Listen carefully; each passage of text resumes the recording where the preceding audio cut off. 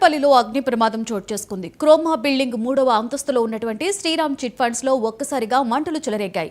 స్థానికుల సమాచారంతో సంఘటనా స్థలానికి చేరుకున్నారు అగ్నిమాపక సిబ్బంది. మంటలని అదుపు చేశారు. షార్ట్ సర్క్యూట్ వల్ల ఈ ప్రమాదం జరిగి ఉండొచ్చని పోలీసులు అయితే భావిస్తున్నారు. ఈ ఘటనపై కేసు నమోదు చేసుకున్నటువంటి పోలీసులు దర్యాప్తును చేపట్టారు.